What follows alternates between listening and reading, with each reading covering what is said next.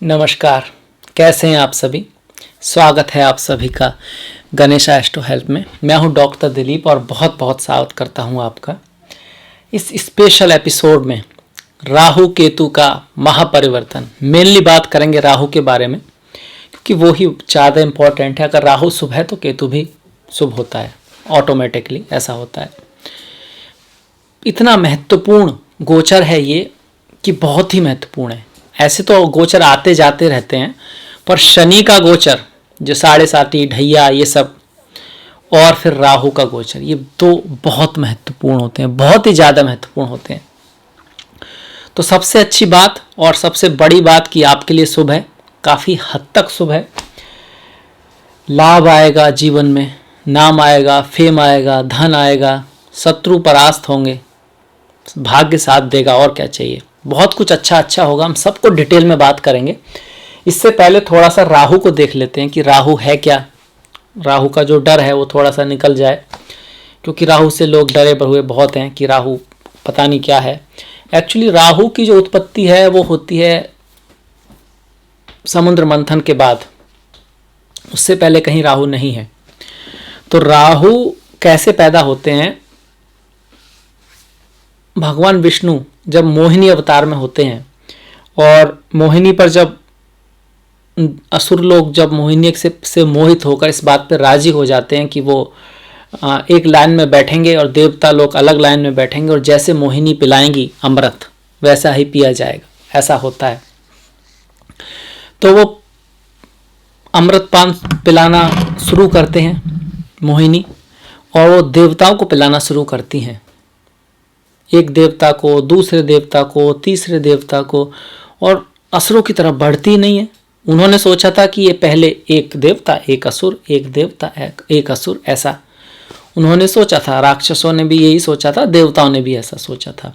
और भगवान विष्णु के मन में, मोहिनी के मन में एज स्टोरी कुछ और ही था। उनको पता था क्या होना है क्या नहीं होना है, उसके लिए क्या करना है ये भी उन्हें पता था। इसलिए उन्होंने देवताओं को पिलाना शुरू किया और देवता को ही पिलाती रहीं।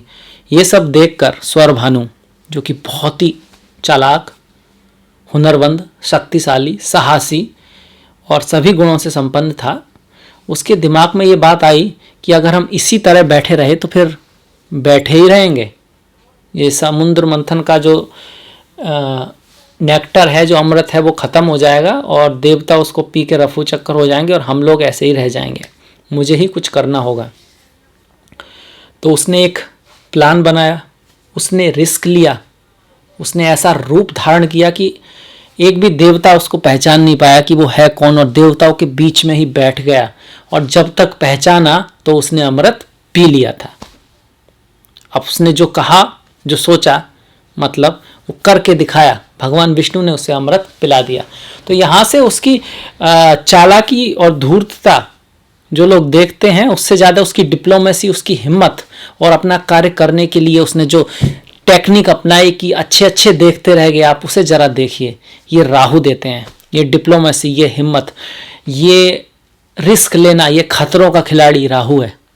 राहु मानता है कि भाई कल क्या होगा वो देखा जाएगा। अपना जो है उसे पाने के लिए लड़ना राहु सिखाते हैं। राहु नियम नहीं मानते। नियम मानते तो वहीं बैठे रहते, और हो सकता है कि फिर अमृत मिलता ही नहीं, या मिलता भी, जो भी है, नियम नहीं मानते। उन्होंने नियम तोड़ा, तो राहु नियम नहीं मानते।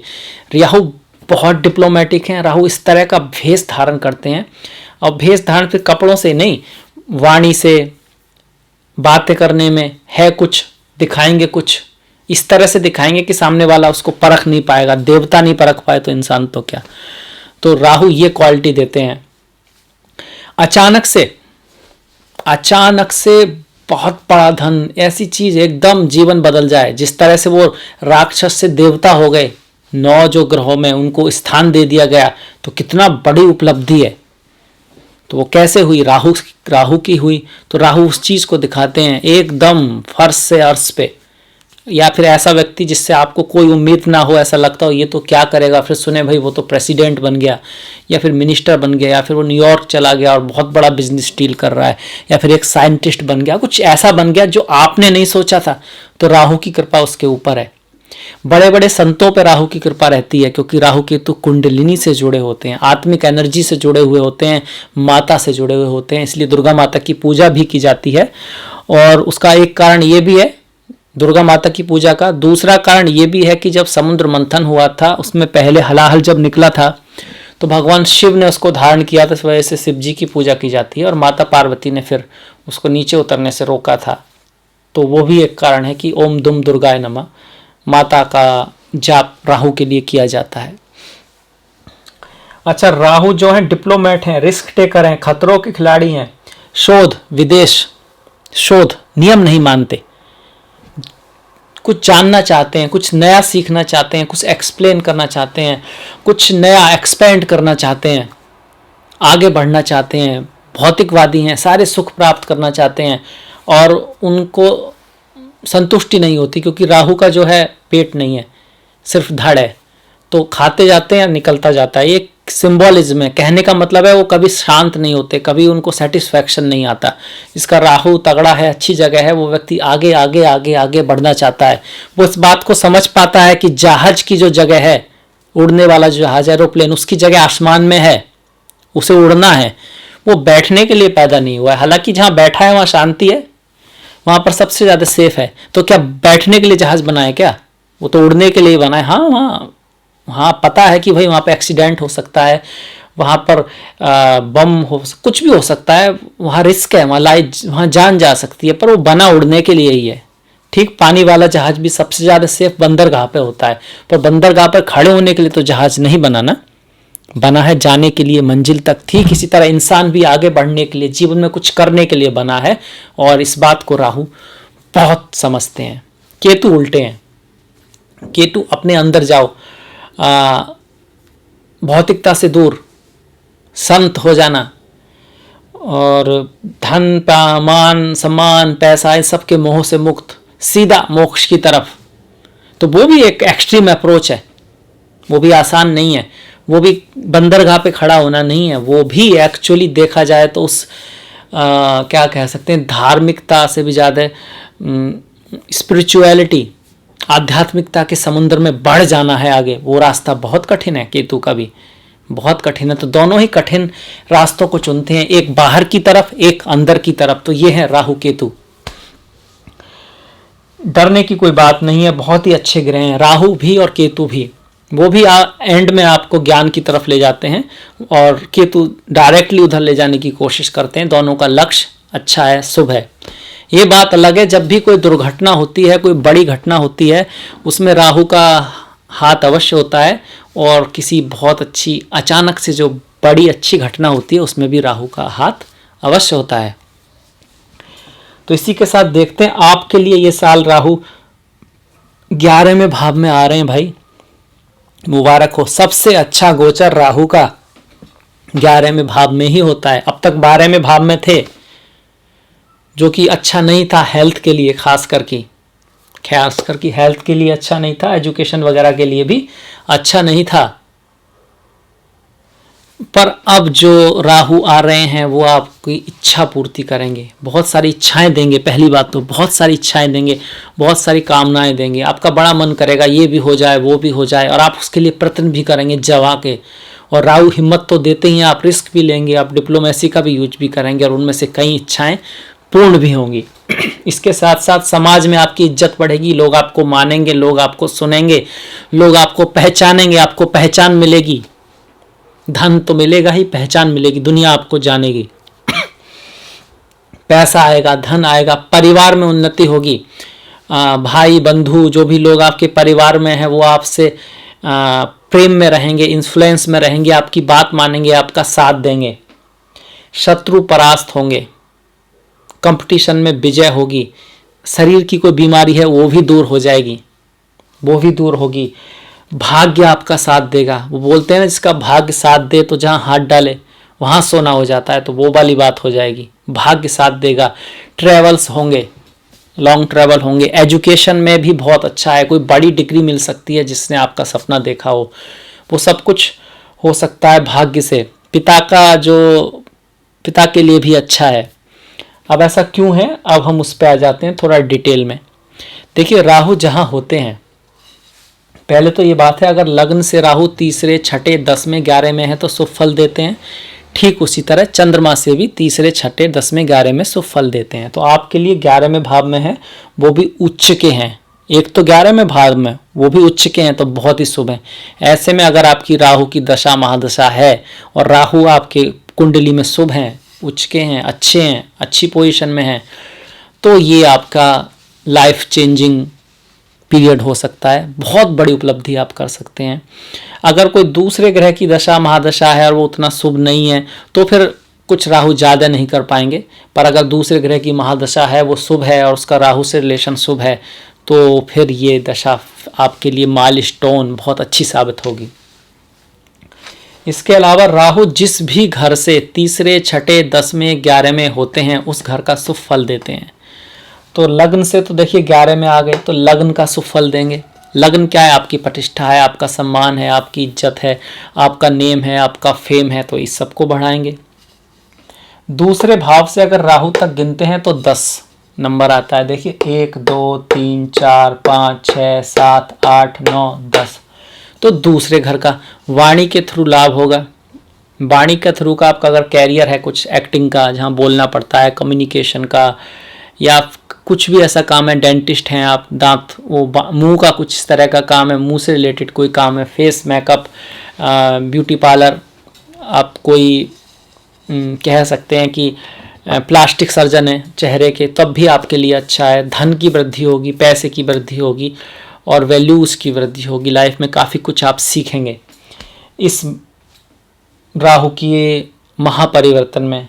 छठे भाव से अगर हम गिनते हैं, देखिए 1 2 3 4 5 6, तो छठे भाव से छठा है तो रोग शांत होंगे।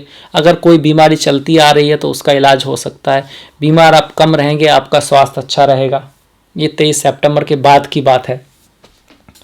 इसके साथ साथ ऋण अगर आपने ले रखा है तो वो उतर जाएगा, अगर आप लेना चाहते हैं तो मिल जाएगा। ऐसे में आपकी कुंडली में अगर कोई ऋण योग नहीं है, ऐसा नहीं है कि छठे भाव का स्वामी 11वें भाव में है और 11वें भाव का स्वामी लग्न में है और दूसरे भाव का स्वामी छठे भाव में है, इसको ऋण योग बोलते हैं। अगर ऐसा कुछ नहीं है, मंगल की दृष्टि, मंगल शुभ है, तो आपका जो भी ऋण है वो उतर जाएगा। और अगर आप ऋण लेना चाहते हैं तो मिल जाएगा। शत्रु आपके परास्त होंगे, कंपटीशन में आपकी विजय होगी। आप किसी कंपटीशन की तैयारी कर रहे हैं तो उसमें आपको विजय प्राप्त होगी। नवम भाव से अगर हम गिने तो नवम, दसम, एकादश, तो नवम से तीसरे भाव में, तो नवम के शुभ फल, नवम भाग्य का भाव है। मैरिटल लाइफ भी अच्छी रहेगी और ज्ञान के लिए बहुत अच्छा है।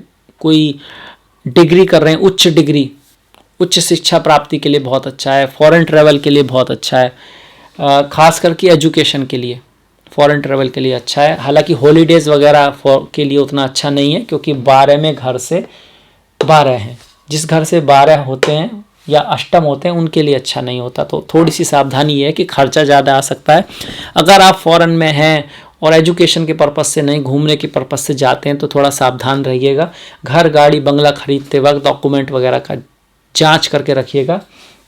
और इस साल अगर बहुत इमरजेंसी नहीं है तो घर, गाड़ी, बंगला इसको खरीदने से अवॉइड करिएगा। थोड़ा सा अवॉइड करिएगा, या फिर बहुत ही कुंडली दिखाकर, अगर आप ज्योतिष में विश्वास करते हैं तो।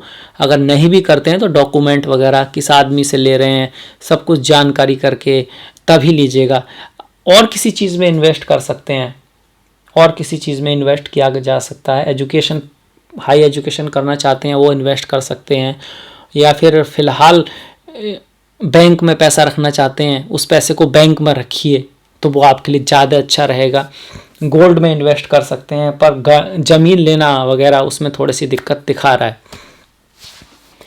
इसके अलावा माता का थोड़ा स्वास्थ्य का ध्यान रखिएगा, विशेष ध्यान रखिएगा, क्योंकि ये जो चौथा भाव है इससे जो राहु हैं अगर हम गिनते हैं तो देखिए अष्टम जा रहे हैं। इसके अलावा इस पर शनि की दृष्टि भी है, तो माता के स्वास्थ्य का विशेष ध्यान, माता से संबंधों में विशेष ध्यान रखना है। और पारिवारिक जो लाइफ है, हालांकि यहाँ पर गुरु हैं पर फिर भी पारिवारिक लाइफ का जो सुख होता है उसका थोड़ा सा ध्यान रखिएगा, उसकी थोड़ी सी हानि राहु कर सकते हैं। तो बहुत कुछ अच्छा है, कुछ थोड़ा बहुत ऐसा है, बाकी ओवरऑल आपके लिए एक अच्छा, बहुत अच्छा गोचर है। राहु साउथ वेस्ट डायरेक्शन को दिखाते हैं, बोलते हैं कि अगर साउथ वेस्ट डायरेक्शन में एक लाल रंग का लंप जला के छोड़ा जाए तो वो शुभ होता है। ट्राई करके देखिएगा, काम करेगा, बहुत अच्छी बात है। राहु विदेशियों को दिखाते हैं और आपके सप्तम भाव पर दृष्टि पड़ रही है और गुरु वहाँ पर हैं, तो किसी विदेशी से आपकी मुलाकात हो सकती है। किसी प्रेमी का आपकी विदेश से हो सकती है, आपका प्रेमी विदेश से हो सकता है या दूसरे धर्म जाति का हो सकता है और उससे शादी की बात तक पहुँच सकती है, इसकी बड़ी संभावनाएं हैं। राहु की जो पंचम दृष्टि है वो तृतीय भाव पर है, तो भाई बहनों से थोड़ी सी अनबन हो सकती है। हालांकि पराक्रम को बढ़ाएंगे, आपके जो कम्युनिकेशन है उसमें थोड़ा तीखापन लाएंगे, पर उससे आपको लाभ होगा।